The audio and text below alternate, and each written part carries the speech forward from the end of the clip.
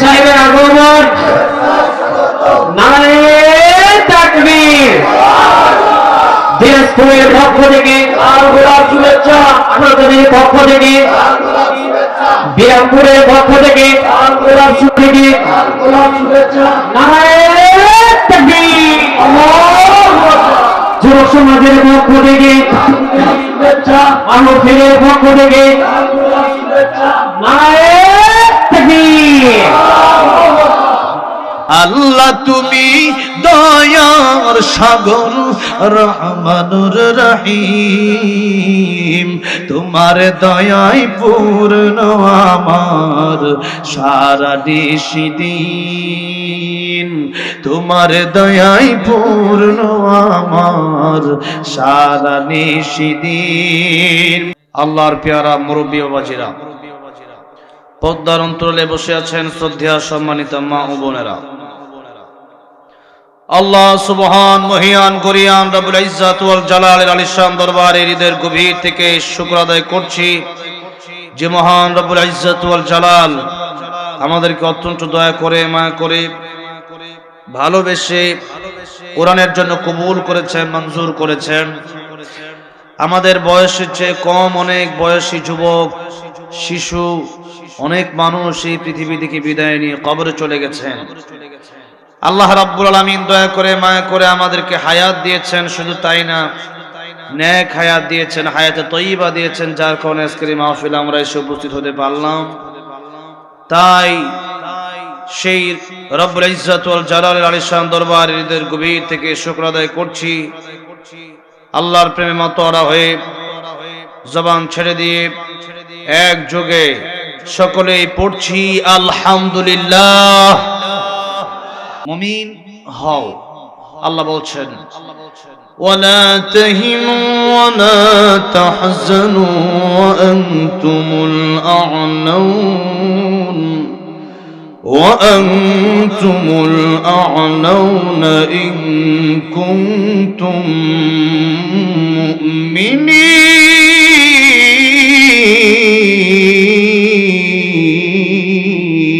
মুমিনিন। আল্লাহ বলেন, মুমিন যদি তোমরা হয়ে যাও, তোমাদের কোনো ভয় নাই, টেনশন নাই, কোনো চিন্তা নাই। আল্লাহ বলেন না যে আমার লক্ষ লক্ষ মুমিন লাগবে, বাবা, বরং রাসূল করিম সাল্লাল্লাহু আলাইহি সাল্লাম বলেছেন আমার উম্মতের মধ্যে দল হয়ে যাবে ৭৩টা, ৭২টা দল যাবে জাহান্নামে, একটা দল যাবে জান্নাতে। সুতরাং বদরের মতো ৩১৩ জন ইমানদার যদি আমরা হতে পারি তাহলেই যথেষ্ট। ৩১৩ জন ইমানদার হাজার কাফিরের বিরুদ্ধে মোকাবেলা করেছেন, ইমানদাররাই বিজয়ী হয়েছেন। সুতরাং ইমানদারের মতো ইমানদার আমাদের হওয়া লাগবে, যে ঈমান আনলে পরে হামলার ভয় থাকে না, মামলার ভয় থাকে না, যে ঈমান আনলে পরে আল্লাহর রাস্তায় জীবন দিতে মনে চায়, সেই ঈমান আমাদের দরকার। আর যে ঈমান আনলে পরে নামাজ পড়তেই মনে চায় না, একটু শীত তাই ফজরের জামাত পড়তে মনে চায় না, ফজর আজান দিলে উল্টা লেপ নিতে মনে চায়, বোঝা গেল আমাদের ঈমানটা দুর্বল। ওইরকম শক্ত সাহাবায়ে কেরামদের ঈমান আমরা আনতে পারি নাই। এই জন্য ঈমানদারের মতো ঈমানদার হওয়া লাগবে। ঈমানদার যে ব্যক্তি হবে, সে ব্যক্তি চিন্তা করবে এই দুনিয়াতে যত কষ্টই হোক না কেন নামাজ আমাকে ছাড়া যাবে না, যত কষ্টই হোক না কেন কোরআন আমাকে ছাড়া যাবে না, যত কষ্টই হোক না কেন আল্লাহর পথে, ঈমানের পথে অচল অবিচল আমাকে থাকতেই হবে। কারণ ঈমানদারের মনে সবচেয়ে বেশি ভালোবাসা আল্লাহর জন্য। কার জন্য? জয় বলেন, কার জন্য? আল্লাহর জন্য। আল্লাহ বলছেন ওয়াল্লাযীনা আমানু আশাদ্দু হুব্বান লিল্লাহ।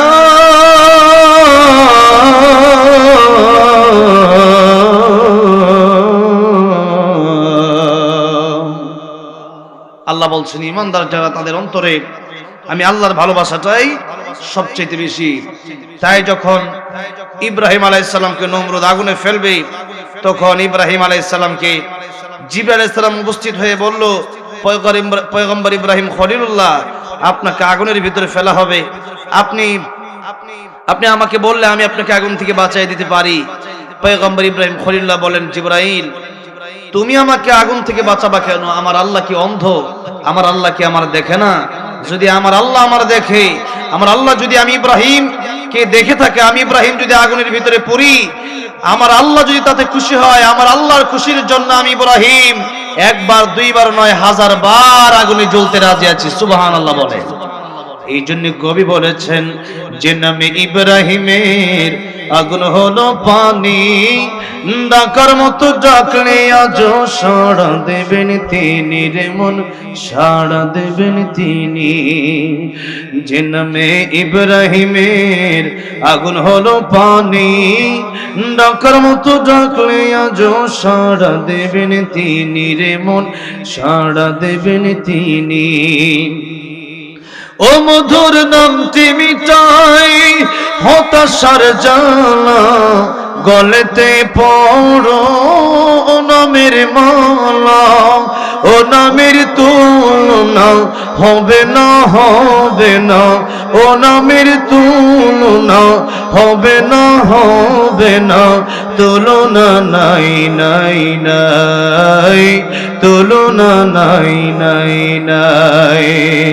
এসো না আল্লাহর নামে গান গাই, এসো না মন প্রাণ জোড়াই, এসো না মন প্রাণ জোড়াই। জবান ছেড়ে দিই আল্লাহু আকবার বলেন, আল্লাহু আকবার। কেউ জবান বন্ধ রাখবেন, এই টাইমে জবান খুলবেন, আল্লাহ গুনাহ মাফ করে দিবেন। এই সময়টাতে যখন রাত গভীর হয়ে যায়, তখন আল্লাহ তার বান্দাকে প্রথম আকাশে চলে এসেন, আল্লাহ পাক প্রথম আকাশে এসে বান্দাকে ডাকতে থাকেন, আলা মিন মুস্তাগফিরিন ফাগফিরলা, আলা মিন মুস্তারজিকিন ফারজুকহু, আলা মিন মুবতালান ফাউআফিয়াহু, আলা কাদা হাত্তা ইয়াতলু আল ফাজর। আল্লাহ বলে, ও বান্দা, এই মুহূর্তে মানুষ ঘুমায় যায় আর আমি আল্লাহ সজাগ থাকি, তোর কি দরকার আমি আল্লাহর কাছে চা, আমি আল্লাহর ডাকার মতো ডাকলে আমি আল্লাহ সাড়া দিতে দেরি করব না। সুবহানাল্লাহ পড়েন। এই জন্য একটু জবানটাকেও বন্ধ রাখবেন না। এই গভীর রজনীতে ক্ষমা পাওয়ার সময়, মাগফিরাতের সময়, গুনাহ মাফের সময় একটু মেহেরবানি করে জবানটা খুলবেন, বলেন আল্লাহু আকবার, বলেন আল্লাহু আকবার, আল্লাহু আকবার জোরে আল্লাহু আকবার। জবান ছেড়ে দিই আল্লাহু আকবার, বলেন আল্লাহু আকবার, আল্লাহু আকবার জোরে। ও মধুর নামটি নিলে হৃদয় হাসে, ও মধুর নামে সুখ নেমে আসে, ও মধুর নামটি নিলে হৃদয় হাসে, ও মধুর নামে সুখ নেমে আসে, ও নামের তুলনা মিলে না, মিলে না, ও নামের তুলনা মিলে না, মিলে না, তুলনা নাই নাই নাই, তুলনা নাই নাই নাই। এসো না আল্লাহর নামে গান গাই, এসো না মন প্রাণ জোড়াই, এসো না মন প্রাণ জোড়াই। জবান ছেড়ে দিয়ে আল্লাহু আকবার বলেন, আল্লাহু আকবার, আল্লাহু আকবার বলেন।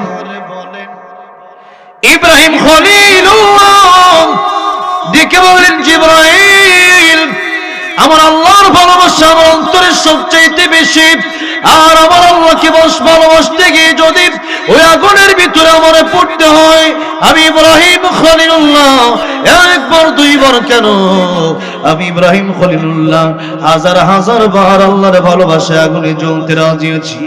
ইব্রাহিম খলিলুল্লাহকে আগুনের ভিতরে যখন ফেলে দেওয়া হলো, তখন আমার আল্লাহ খুশি হয়ে ডাক দিয়ে বলছেন আগুনকে, ইয়া নারু কুনি বারদান ওয়া সালামান আলা ইব্রাহিম।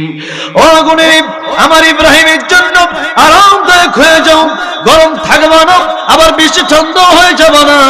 আমি ইব্রাহিমের জন্য যেমন শান্তি দরকার তেমন শান্তিদায়ক হয়ে যাও। ইব্রাহিম খলিলুল্লাহর জন্য আগুন এমন শান্তিদায়ক হয়ে গেল। 40টা দিন ইব্রাহিম খলিলুল্লাহ আল্লাহর পয়গম্বর আগুনের ভিতরে ছিলেন। মৃত্যু আগে পৃথিবীর মানুষকে ডেকে গিয়ে বললেন, ও পৃথিবীর মানুষেরা, আমি ইব্রাহিম খলিলুল্লাহ পৃথিবীর কত জায়গায় গেলাম, কত জায়গায় থাকলাম, আমি ইব্রাহিম খলিলুল্লাহ ওই আগুনের ভিতরেও 40টা দিন ছিলাম। নমরুদ যে আগুন জ্বালালো আমাকে পোড়ানোর জন্য, পৃথিবীর যত জায়গায় আমি গেলাম, এই আগুনের ভিতরে যত শান্তি আমি ইব্রাহিম পেলাম, এত শান্তি পৃথিবীর কোন জায়গায় আমি ইব্রাহিম পাই নাই। কেবলমাত্র একজনকে ভালোবাসার কারণে জবান খুলে বলেন তিনি কে।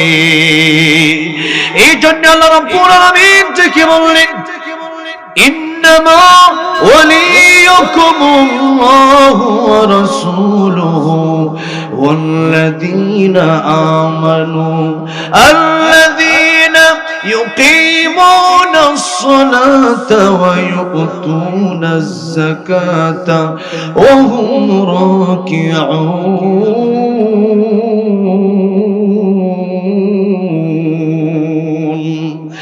আল্লাহ বলছেন, যেহেতু তোমরা যদি ইমানদার হও, যেহেতু আমি আল্লাহ রাব্বুল আলামিনকে তোমরা সবচেয়ে বেশি ভালোবাসো, এই জন্য তোমাদের বন্ধু এক নম্বর হবে আল্লাহ। যখন তোমার কেউ ছিল না তখন ছিলেন আমার আল্লাহ।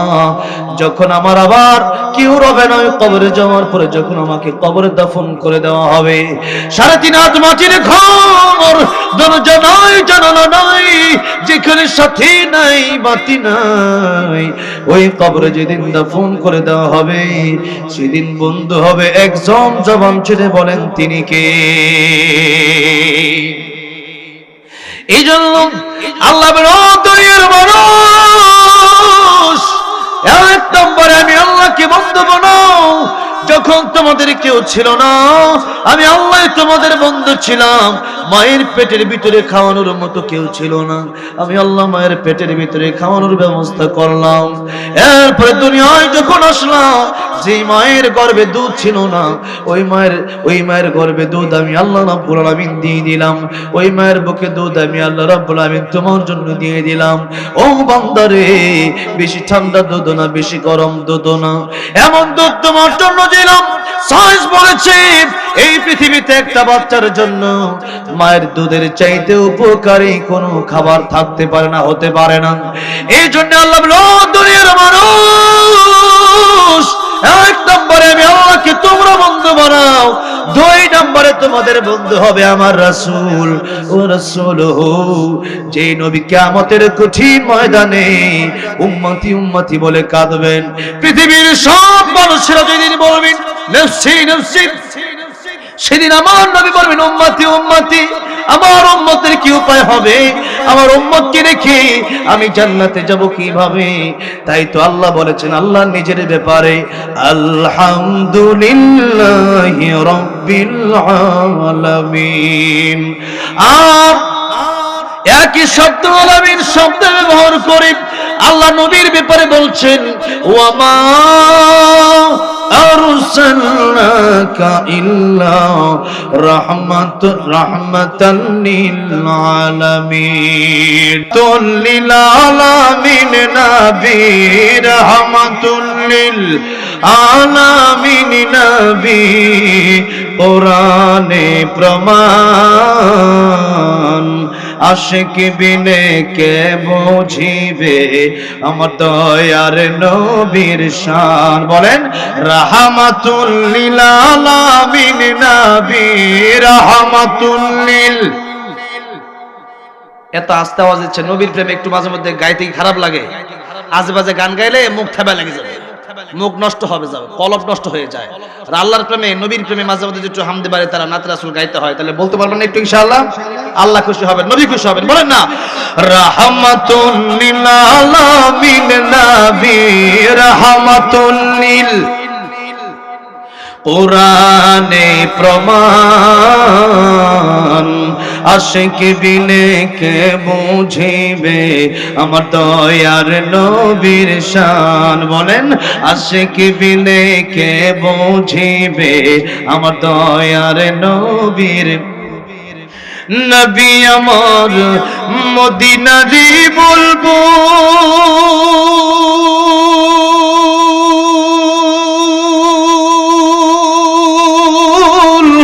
আমার আল্লাহ ভালোবেসে নামটি দিলেন হাবিবে রাসূল। আল্লাহু আকবার। নবী আমার মদিনারি বুলবুল,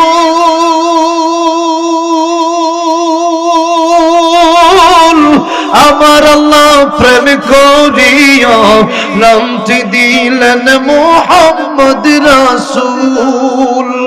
ওই নবীকে ভুল বুঝিলে, ওই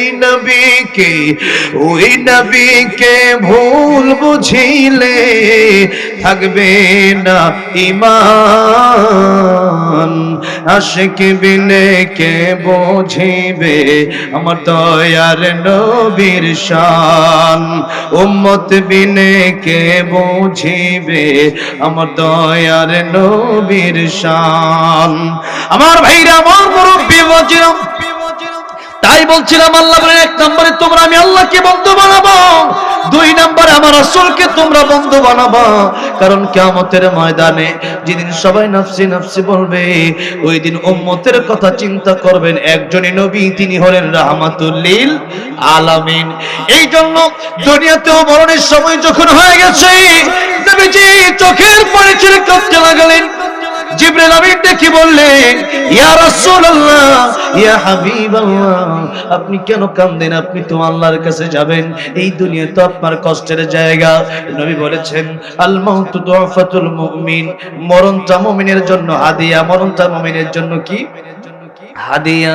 আমার আগে আব্দুর রহমান জামি সাহেব রোজ করে গেছেন যে মৃত্যুর পরে আল্লাহ রাব্বুল আলামিনের সাথে সাক্ষাৎ হয়ে যাবে। এই জন্য মরণ আমরা বরণ করতে চাই। কারণ এই দুনিয়ার ব্যাপারে নবীজি বলেছেন, আর দুনিয়া সিজনুল মুমিনি ওয়া জান্নাতুল কাফির, এই দুনিয়া মুমিনের জন্য জেলখানা, আর কাফিরের জন্য এই দুনিয়াটা বালাখানা। এই জন্য যখনই আলেমদেরকে জেলের ভয় দেখানো হয়, হামলার ভয় দেখানো হয়, মামলার ভয় দেখানো হয়, তখন আলেমরা ভয় পায় না। কারণ আলেমরা জানে এই দুনিয়াটা পুরোটাই আমাদের জন্য জেলখানা। হক কথা বলতে আমাদের কোনো ভয় নাই, আমাদের কোনো পরোয়া নাই। আমরা ভয় করি একজনকে, ইত্তাকুল্লাহ। আমরা ভয় করি একজনকে, জবান খুলে বলেন তিনি কে? যাদের হৃদয়ে আছে আল্লাহর ভয়, তারা কভু পথ ভুলে যায় না। আল্লাহর প্রেম ছড়াই দুনিয়ায়, কারো কাছে কোনো কিছু চায় না। রাতের আধারে যারা সিজদাতে রয়, দু চোখের অশ্রুতে নদী যেন বয়। ছলনার হাত ছানি যতই আসুক, পিছনে ফিরেও তাকায় না। যাদের হৃদয়ে আছে আল্লাহর ভয়, তারা কভু পথ ভুলে যায় না। আল্লাহর ভয় অন্তরে থাকার দরকার আছে না নাই? আছে না নাই? আল্লাহর ভয় যদি কারো অন্তরে থাকে, চুরি করবে না, ডাকাতি করবে না, সুদ খাবে না, ঘুষ খাবে না। কারণ সেই ব্যক্তি চিন্তা করবে, এই দুনিয়া আমার কেউ দেখে না, কিন্তু কেউ যেটা দেখে না একজন জবান খুলে বলেন তিনি কি? কেউ যেটা দেখে না আমার আল্লাহ রাব্বুল আমিন দেখে কি দেখে না? জোরে বলেন। এই জন্য রাতের আধারে গুনাহ করতে গেলে কত চিন্তা করতে হবে। আমি একা না, বরং আমার সাথে আরেকজন আছে, তিনি হলেন আমার আল্লাহ। ফি আনফুসিকুম আফালা তুবসিরুন ওয়া নাহনু আকরাবু ইলাইহি মিন হাবলিল ওয়ারিদ। আমার নফসের চাইতে আমার এই গর্দানের রক্ত যত বেশি কাছে, আল্লাহ রাব্বুল আমিন বলেন এই শাহরগের চাইতে তোমাদের আমি আল্লাহ রাব্বুল আমিন তোমাদের এই শাহরগের চাইতেও আরো বেশি কাছে। জোরে জোরে বলা যাবে না সুবহানাল্লাহ? এই জন্য যে ব্যক্তি আল্লাহকে ভয় করবে, একটা মাত্র বার যদি বাড়িতে নিয়ে যেতে পারে যে আমি তো জিনা করতে যাব, আমি মদ পান করতে যাব, আমি সুদ খাবো, আমি ঘুষ খাবো, দুনিয়ার কোনো মানুষ হয়তো আমার দেখবে না, কিন্তু আল্লাহ বলেছেন লিতুজজা কুল্লু নাফসিন বিমা তাসআ। ও দুনিয়ার মানুষ, কাল কিয়ামতের কঠিন ময়দানে তোমাদেরকে হিসাব দিতে হবে। এই দিন নয়, আরো দিন আছে। এই দিন নিয়ে যাবে সেই দিনের কাছে, সেটা হলো কিয়ামতের কঠিন ময়দান। আল্লাহ বলেন الساعة آتية أكاد أخفيها لتجزى كل نفس বিমা তাসআ। আল্লাহ বললেন নিশ্চয় আমি আল্লাহ কিয়ামত কায়েম করব। আমি আল্লাহ এটা গোপন রেখে দিলাম, আর এই কিয়ামত আমি আল্লাহ রাব্বুল আলামিন কায়েম করব কেন? মানুষের বদলা দেওয়ার জন্য। কারণ এই দুনিয়াতে অনেক সময় গরিব মানুষ বিচার পায় না, অনেক সময় অনেক মানুষ কষ্ট করে ফজরের নামাজ পড়ে, আর অনেক মানুষ কষ্ট হয় দেখে ফজরের নামাজ পড়ে না। দুইজন কি সমান হবে নাকি? একজন ফজর পড়লো আর একজন পড়লো না, সে ভাবতেছে আমি ফজর পড়লাম না, এত রাতে কষ্ট করে ফজরটা সে পড়ে লাভটা করলো কি না? রে বন্ধু না, আমার নবী বলেছেন দুনিয়া মাজরাতুল আখিরা, এই দুনিয়া তোমাদের কাজের জায়গা। এই দুনিয়াতে আপনি ঘুমাবেন, ওই কবরটাল কবর রাউজাতুম মিন রিয়াজিল জান্নাহ আও হুফরাতুম মিন হুফারিন নার। কবর কারোর জন্য জান্নাতের বাগান হয়ে যাবে, কারোর জন্য জাহান্নামের গর্ত হয়ে যাবে। আর আল্লাহ বলছেন কিয়ামতের ময়দানে যারা ফজর পড়বে আর পড়বে না, যারা ঈমান আনবে আর আনবে না, যারা কেবল করবে আর করবে না, এরা দুজন সমান হতে পারে না। আল্লাহ রাব্বুল আলামিন বলছেন ফারিকুম ফিল জান্নাতি ওয়া ফারিকুম ফিস সাঈর। আমি আল্লাহ কিয়ামতের ময়দানে এই পৃথিবীর মানুষগুলোকে দুইটা দলে বিভক্ত করে দেব, একটা হলো জান্নাতি আর একটা হলো জাহান্নামী। ও আমার ভাইয়েরা, আমার বাবাজিরা, এই দুনিয়ায় আজ আছে কাল নাই, জানি না কার জন্য জীবনটা শেষ। এই জীবন আজকে রাতটা কার জন্য শেষ রাত হয়ে যায় জানি না। আমরা জানি না কার জন্য বাজারে কাফনের কাপড় চলে এসেছে, জানি না কার জন্য মালাকুল মউত দিল দাঁড়ায় আছে। এই জন্য আল্লাহ আমি আল্লাহ মরণকে গোপন রেখে দিলাম। এই মৃত্যুর প্রস্তুতি তোমরা নাও, যে কোনো সময় তোমাদের মরণ হতে পারে। কার মরণ কোন দিন হবে কেউ জানি না। মরণের সময় যখন হবে এক সেকেন্ড টাইম দেওয়া হবে না। ইদা জাআ আজালুহুম লা ইস্তাখিরুনা সাআতান ওয়া লা ইস্তাকদিমুন। এক সেকেন্ড ডাকেও না, পরেও না। আল্লাহ বলেন মরণের সময় যখন হয়ে যাবে তখনই মালাকুল মউত তোমাকে ধরে ফেলবে। রোজ যেদিন বের হয়ে যাবে ওই দিন বলো বলার কাজ হবে না। নবী বলেন তার আগে তওবা করো। যখন গড়গড়া শুরু হয়ে যাবে, রোদ যখন টান দেবে, ওই সময় তুমি তওবা করবা, তওবা কবুল হবে না। আর যেদিন সূর্য পশ্চিম দিক থেকে উঠবে সেদিন তওবা কবুল হবে না। সময় থাকতে সময়ের কদর দেন। নবীজি বলেছেন ইগতানিম খামসান ক্বাবলা খামসিন শাবাবাকা ক্বাবলা হারামিক। পাঁচটা সময় আসার আগে তোমরা পাঁচটা সময়ের মূল্য দাও। এক নম্বর নবী বললেন শাবাবাকা ক্বাবলা হারামিক। ও আমার উম্মতেরা, যৌবনকালকে তোমরা মূল্য দাও, কারণ যৌবনকাল মানুষের চিরজীবন থাকে না। এক সময় মানুষ বৃদ্ধ হয়ে যায়, এক সময় মানুষ অচল হয়ে যায়, এক সময় মানুষ চাকরি করতে পারে না, দেহে আর শক্তি থাকে না। আর বৃদ্ধ তো হবে এটা পরের কথা। যৌবনকালে অনেক যুবক রাস্তায় অ্যাক্সিডেন্টে মারা যায়, অনেক মানুষ বাসের তলে পড়ে মারা যায়, অনেক মানুষ ক্যান্সারে আক্রান্ত হয়ে মারা যায়। প্রতিদিন কত মানুষ মারা যায়। এরপরও কি আপনার হুঁশ হয় না? এরপরও কি আপনার কবরের কথা মনে হয় না? এই জন্য এখনই প্রস্তুতি নিতে হবে। আগামী রমজান মাস আসলে ভালো হয়ে যাব, বিয়ে করে ভালো হয়ে যাব, আগামী শুক্রবার থেকে ভালো হয়ে যাব। এই গ্যারান্টি আপনাকে আমার কেউ দেয় নাই। আমার নবীজি কে বলছেন ও সাবিরা, নবীর কাছে মালাকুল মউত যখন এসেছিল তিনবার অনুমতি নিয়েছিল। নবীজির কাছ থেকে একবার অনুমতি নিল, দরজার বাইরে থেকে অনুমতি নিল। ইয়া রাসূলুল্লাহ, ইয়া হাবিবাল্লাহ, নবীকে সালাম দিল, আসসালামু আলাইকা ইয়া রাসূলুল্লাহ। আমার নবী বললেন ফাতেমা দেখো দরজার বাইরে কে দাঁড়ায় আছে। ফাতেমা তাকে দেখেন যার মাথা আকাশে, যার পা দুইটা জমিনে।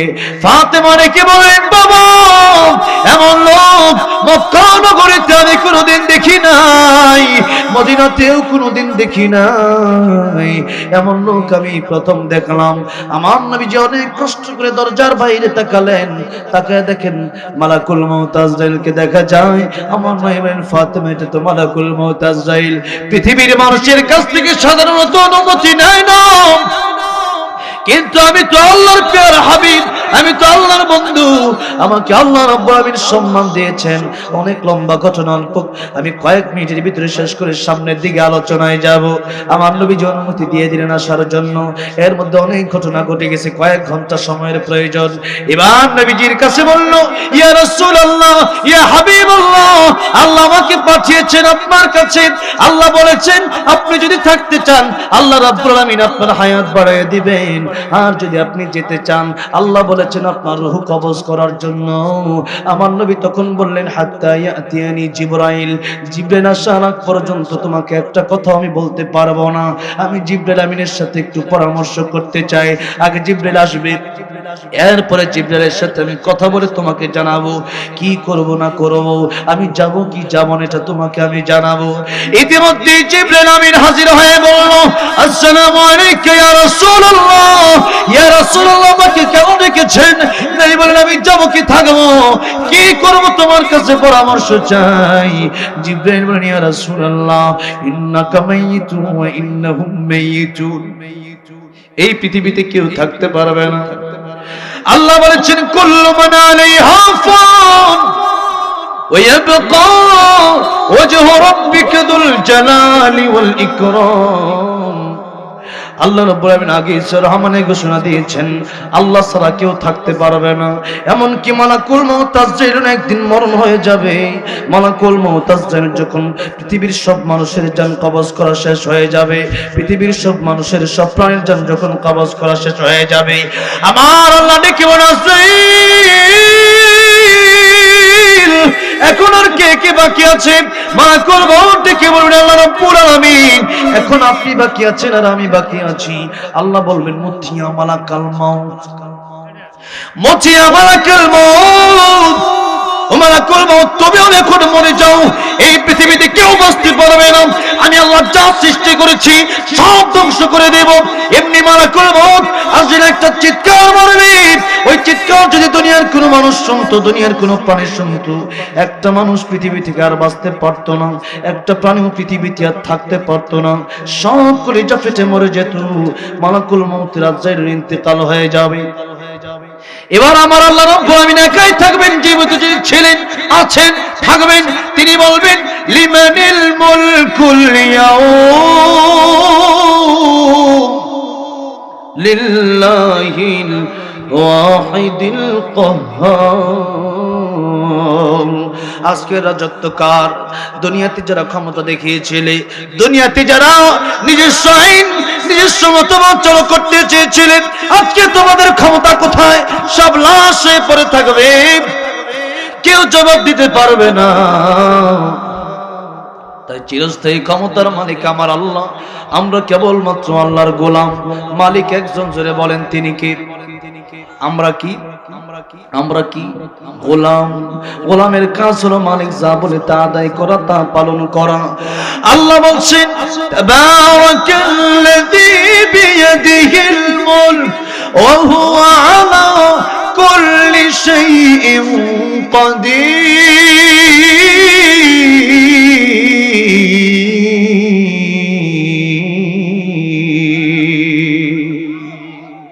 আল্লাহ বলছেন, এই আকাশ জমিন আর তোমরা যারা আছো সবার মালিকানা আমি আল্লাহর হাতে, আমি আল্লাহর হাতে, তোমরা ধরা। সকল ক্ষমতার মালিক কেবলমাত্র আমি আল্লাহ। ক্ষমতার উৎস জনগণ না, বরং আমি আল্লাহ কাউকে মাঝে মধ্যে ক্ষমতা দিয়ে পরীক্ষা করতে চাই।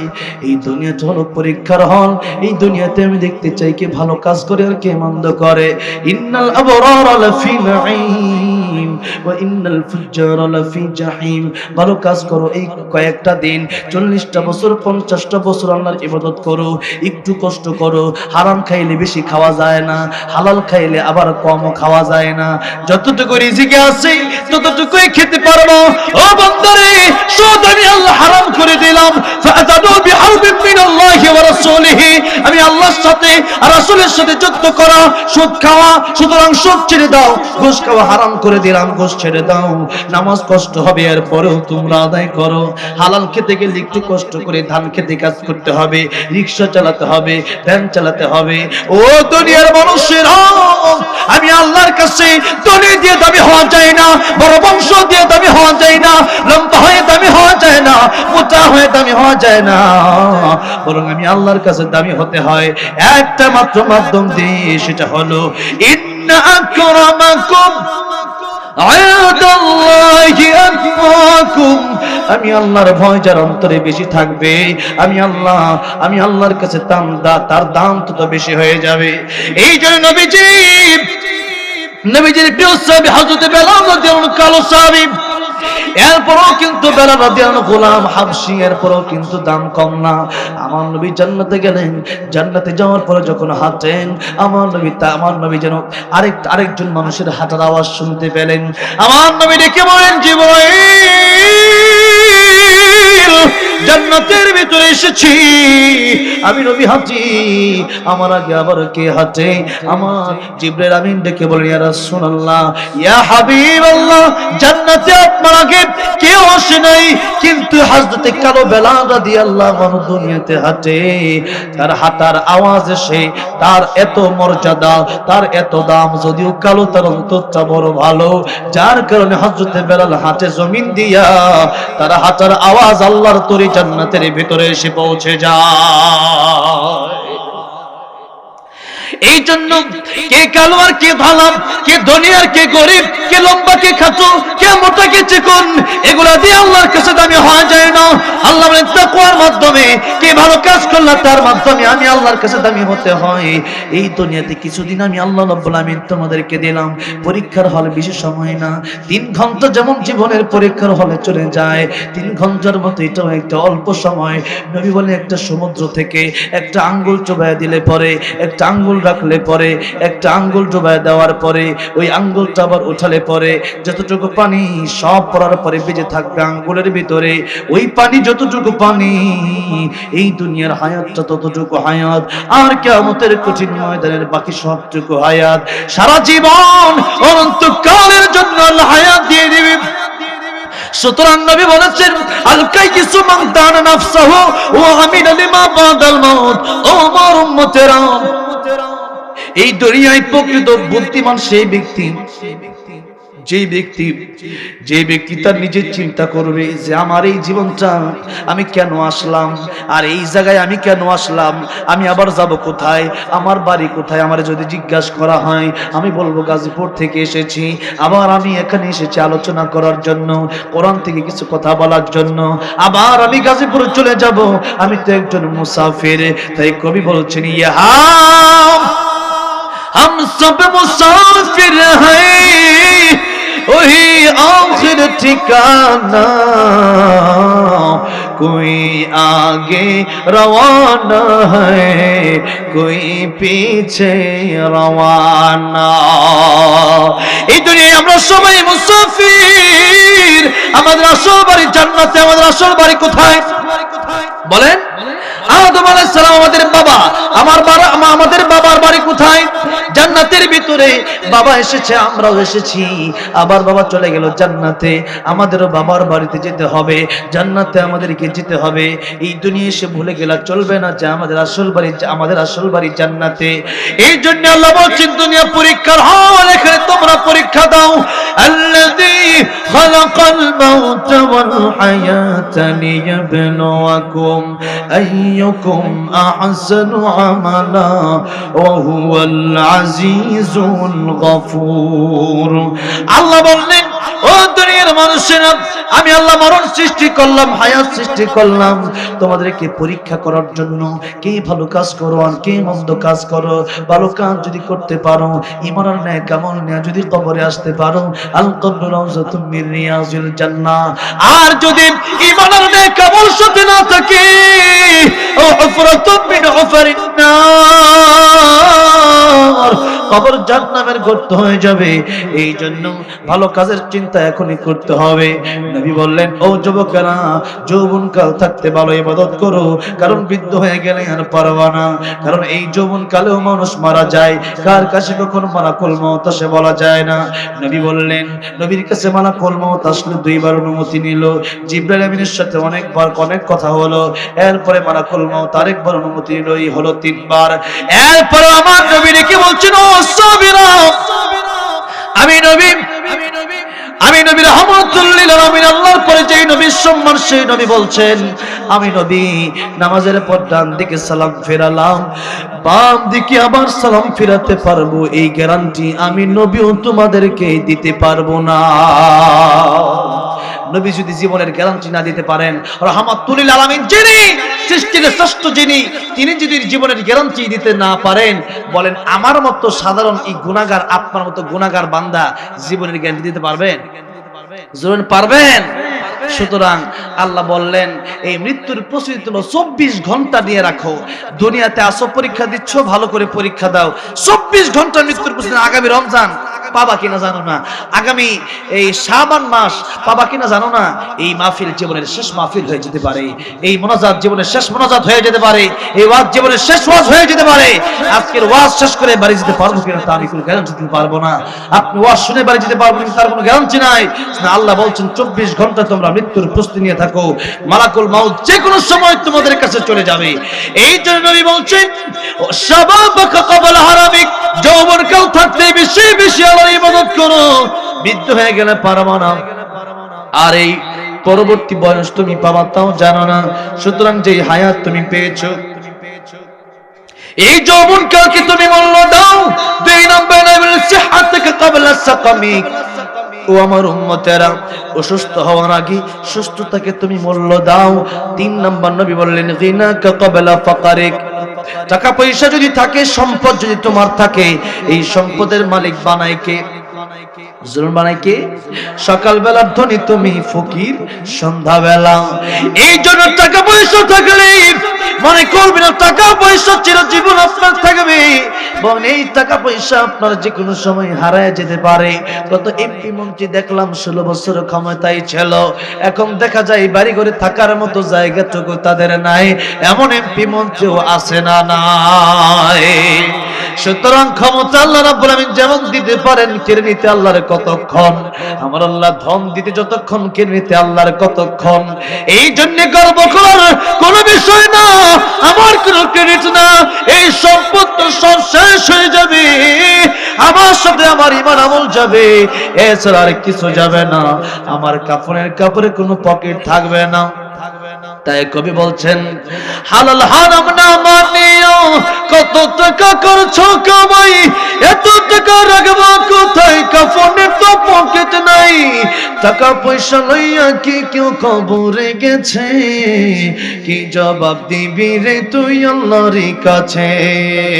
ওরে মানুষ হইছ বেহুশ দুনিয়ার পিছে, ওরে মানুষ হইছ বেহুশ দুনিয়ার পিছে, কি জবাব দিবি রে তুই আল্লাহর কাছে?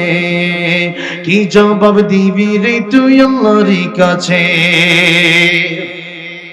রাতে দিনে দৌড়া দৌড়ি, বিশ্রামের সুযোগটা নাই, নামাজ রোজা দৌড়ের কথা, আল্লাহর নাম তো মুখে নাই। রাতে দিনে দৌড়া দৌড়ি, বিশ্রামের সুযোগটা নাই, নামাজ রোজা দৌড়ের কথা, আল্লাহর নাম তো মুখে নাই। দুনিয়া লইয়া কি কেউ খবরে গেছে, কি জবাব দিবি রে তুই আল্লাহর কাছে? ওরে মানুষ হইছ বেহুশ দুনিয়ার পিছে, কি জবাব দিবি রে তুই আল্লাহর কাছে? কি জবাব দিবি রে তুই আল্লাহর কাছে? কথা ঠিক না ঠিক? এই জন্য নবী বলেন, দুনিয়া মাজরাতুল আখিরাহ, দুনিয়া মাজরাতুল আখিরাহ, এই দুনিয়া তোমাদের কর্ম, এখানে কাজ করবা, আখিরাতে গিয়ে তোমরা তার ফল পাবা। এখানে যদি ভালো কাজ করো জান্নাত পেয়ে যাবা, আর এখানে যদি মন্দ কাজ করো কবর থেকে আযাব শুরু হবে, আযাব আর আযাব, আযাব আর আযাব। এই জন্য নবী বললেন, টাকা পয়সা যদি থাকে আল্লাহর পথে খরচ করো, আল্লাহর রাস্তায় দান করো, মসজিদে দাও, মাদ্রাসায় দাও, বেশি বেশি দিনের পথে খরচ করো, ওয়াজ মাহফিলে খরচ করো, মানুষের সেবা করতে গিয়ে খরচ করো, মানবতার কল্যাণে খরচ করো। কারণ টাকা পয়সা আল্লাহ তোমার যা দিল তাও তোমার পরীক্ষা করার জন্য দিল, আবার তোমার ফকির বানাতে আল্লাহ সময় লাগবে না। 4 নম্বরে নবী বললেন ফারাগকা ক্বাবলা শুগলিক, ও দুনিয়ার উম্মতেরা তোমরা অবসর থাকা অবস্থায় ব্যস্ত হওয়ার আগে আমার ইবাদত করো। কারণ মানুষ যত দিন যায় তত অবসর হয় না, ব্যস্ত হয়। যত দিন যায় তত মানুষ ব্যস্ত হয়। এই জন্য আমার একজন উস্তাদ আমাদেরকে বলতেন, এটা তো নহর বছর প্রায় 7-8 বছর আগের ঘটনা। তিনি বলতেন যখন তোমার 2 পাও যেথায় খুশি সেথায় যাও, যখন তোমার 4 পাও ভাত কাপড় দিয়ে যাও, যখন তোমার 6 পাও আব্বু তুমি কোথায় যাও। কথার অর্থ বুঝছেন আপনারা? এখন আপনার 2 পাও বিয়ে করেন নাই, এখন আপনি যেখানে মনে চায় সেখানে যেতে পারবেন। বিয়ে করলে কিন্তু ওইভাবে আর যাওয়া যায় না। আমার সাথে আজকে সাজিদ আশরাফি ভাই আসছে, বউ জিজ্ঞাসা করছে এত রাতে তুমি যাও কোথায়? ঢাকা গেছো না? কালকে যে আসছে আমার সাথে এখনো যায় নাই। বউ জিজ্ঞাসা করে গেছে ঢাকা চলে গেছো নাকি? আমার বললা না কেন? না ভাই আমি দিনাজপুরেই আছি। এখন কোথাও গেলে বউ ফোন দেয়, কই আছো? বাজার করতে গেলে আদা চিনি পেঁয়াজ রসুন অভাব নাই, ধরায় দেয় বড় একটা লিস্টে। এখন ব্যস্ততা আরো বাড়ছে, সন্তান হইল ব্যস্ততা আরো বাড়ছে, দাদা হইছেন ব্যস্ততা আরো বাড়ছে। কবরে যাওয়ার আগ পর্যন্ত কোনোদিন ব্যস্ততা কমবে না। জোরে বলেন ঠিক না বেঠিক? যেদিন আপনি কবরে চলে যাবেন আপনার আর দরকার হবে না, আপনারা কেউ আব্বা বলে ডাক দিবে না, আপনারা কেউ মা বলে ডাক দিবে না, কেউ ভাই বলে ডাক দিবে না, কেউ বোন বলে ডাক দিবে না। আব্দুর রহমান আব্দুর রহিম ইন্তেকাল করেছে। ইন্তেকাল মানে এক জায়গা থেকে আরেক জায়গায় চলে যাওয়া, এক জায়গা থেকে আরেক জায়গায় গেলেন মানে আপনি কবরে চলে গেলেন। যার আরেকটা নাম হয়ে যায় লাশ চলে গেল মানে ইন্তেকাল করলো আব্দুর রহিম, তার লাশটা আছে, ইঞ্জিনটা চইলা গেলে হায় রে হায় রে হায়, ডাব্বাটা পইরা রইবে এই যে দুনিয়ায়। ইঞ্জিন চলে গেছে, ডাব্বা দিয়ে আমি কি করব? এই ডাব্বার কোনো দাম নাই। আপনার টাকার বাড়ি, আপনার টাকার গাড়ি, আপনার টাকায় এত সুন্দর বাড়ি করলেন, এত সুন্দর বাড়ি তারপরে থাকতে দেওয়া হবে না। আপনার টাকা রাখলেন ব্যাংকে, আপনি লাশ যদি রেখে দেওয়া হয় টাকা দিবে না। এবং তারে কিসের টাকা? তখন ভাগাভাগি শুরু হয়ে যায়। এই টাকা আমি নেব না ও নেবে, ও কয় কাঠা নেবে, আমি কয় কাঠা জমি নেব, ভরিটা আমি নেব না মোবাইলটা আমি নেব, তার বজা এত দামি কাপড় আমি নেব না তার বউ নেবে, তার সন্তান নেবে, বড়টা নেবে না ছোটটা নেবে। এরকম ভাগাভাগি শুরু হয়ে যায়। জোরে বলেন ঠিক না বেঠিক? তাই নবী বললেন তোমার 3টা জিনিস। জোরে বলেন কয়টা জিনিস? নবী বললেন তোমার 3টা জিনিস, যা তুমি খাইলা হজম হয়ে গেছে, আর যা তুমি পড়লাইটা পড়তে পড়তে পুরান হয়ে গেছে, আর যেই নেক আমল তুমি করলা যেটা তুমি কবরে নিয়ে যেতে পারবা, এই 3টা তোমার, আর কিচ্ছু তোমার না। আমার দাদার নাম আমি জানি না, আবার 100 বছর পরে হয়তো আমার নাতিরা এসে যদি আল্লাহ বাঁচায় তাহলে তারা হয়তো আমার নামটা বলতে পারবে না, জানবেই না কবর কোন জায়গায় আছে, দাদার কবর কোন জায়গায় আছে আমরা অনেকেই জানি, দাদার নাম আমরা অনেকেই জানি না। সুতরাং কিসের বড়াই, কিসের অহংকার? এই দুনিয়ায় টাকা পয়সা আপনি রেখে যাবেন, 100 বছর 200 বছর পরে যদি আপনারা কেউ না চেনে, নিতে হবে আমল, নিতে হবে নেক আমল। নবী অন্য হাদিস শরীফের ভিতরে বলেছেন তোমার 3টা ভাই। জুড়ে বলেন আমাদের কয়টা ভাই? 3টা ভাই। একটা ভাইয়ের নাম নবী বলেন আত্মীয় স্বজন, 2 নাম্বার ভাইয়ের নাম হলো ধন সম্পদ। নবী বলেন 3 নাম্বার ভাই তোমার নেক আমল। 1 নাম্বার ভাই আত্মীয় স্বজন, আর 2 নাম্বার ভাই হলো টাকা পয়সা ধন সম্পদ। নবী বলেন এই 2টা তোমাদের সাথে যাবে না। যেমন একটা কবর পর্যন্ত যাবে, টাকা পয়সা আপনি মরে গেলে সাথে সাথে ওয়ারিসরা পেয়ে যাবে। এই টাকার মালিক আপনি আর থাকবেন না, বাড়ির মালিক আপনি আর থাকবেন না, গাড়ির মালিক আপনি আর থাকবেন না। আর 2 নাম্বারে এই আত্মীয় স্বজন কবর পর্যন্ত যাবে। ওই কবরে যাওয়ার পরে যখন বাস দেওয়া শুরু হয়ে যাবে, 1টা 2টা 3টা 4টা, এখন মাত্র কেবল ওঠার মতো জায়গা। আল্লাহ রাব্বুল আলামিন জোরে বলেন আপন কে? আল্লাহ বলেন সুতরাং আমি যা বললাম তা মানো, ওই কবর সুন্দর হয়ে যাবে। নবী বললেন বছর যেহেতু আছে বেশি বেশি ইবাদত করো। 5 নম্বরে হায়াতাক ক্বাবলা মাউতিক, নবী বললেন মরণের আগে ভালো হয়ে যাও, মরণের পরে ভালো হওয়ার কোনো সুযোগ নাই। মরণের সময় কিন্তু ফেরাউনও বলেছিল আনা মিনাল মুসলিমিন, আমি মুসলমান। আল্লাহ বলছিল এখন বলে লাভ কি, আল আন, এখন বলে লাভ কি? ও ফেরাউন, আগে যদি ভালো হইতে তোর তওবা আমি আল্লাহ কবুল করে নিতাম। আমার ভাইরা, আমার মুরব্বি বাবাজিরা, এই জন্য নবী বলেছিলেন কাইসু মান কানা নাফসুহু মিনাল লিমা বাদাল মাউত, নিজে চিন্তা করো নিজে জান্নাতি না জাহান্নামী। ওমর রাদিয়াল্লাহু আনহু বললেন হাসিবু ক্বাবলা আন তুহাসাবু, নিজের চিন্তা করো, নিজের হিসাব তুমি করো। কিয়ামতের ময়দানে আল্লাহর কাছে হিসাব দেওয়ার আগে নিজের কাছে একবার হিসাব দিয়ে দাও, কারণ কিয়ামতের ময়দানে কি হিসাব দিবা একটু চিন্তা করে দেখেন। এই মুহূর্তে যদি আমার আপনার মরণ হয়ে যায়, আমি কি জান্নাতি না জাহান্নামী? আমি জীবনে কয়টা মিথ্যা কথা বলেছি, কত মানুষের বিরুদ্ধে গীবত করেছি, জীবনে কত মানুষের হক নষ্ট করেছি, নামাজ কয়েক তো ছেড়ে দিয়েছি। একটু চিন্তা করলে দেখা যাবে কোনো অভাব নাই।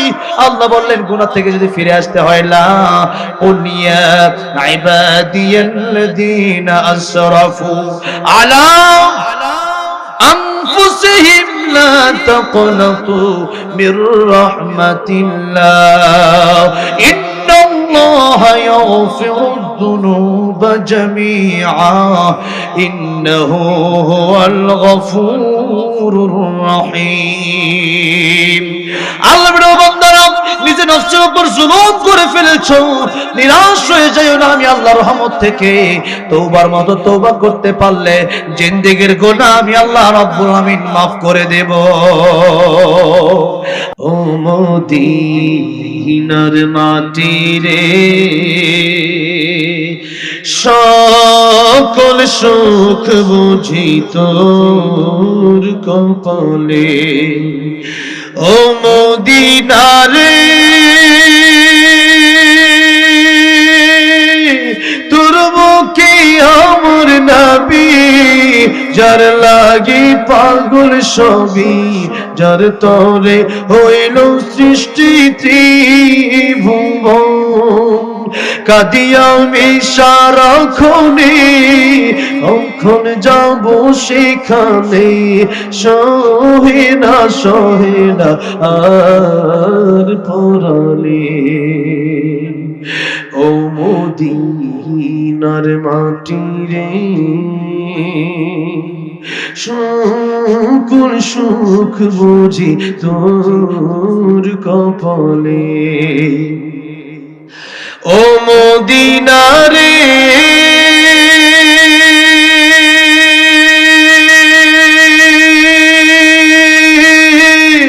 পাখি যদি হতাম আমি, উড়ে উড়ে যেতাম আমি, থাকতো না মনে কোনো যন্ত্রণা।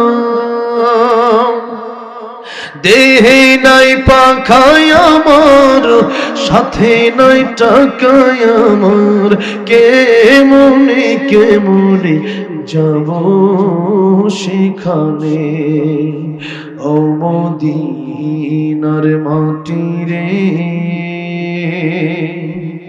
সকল সুখ বুঝি তোর কপালে। আল্লাহ সবাইকে ভালো মক্কা মদিনা যাওয়ার তৌফিক দান করেন, নবী দিদার নসিব করেন, নবীর আদর্শবান উম্মত হওয়ার তৌফিক দান করেন। জোরে বলেন আমিন।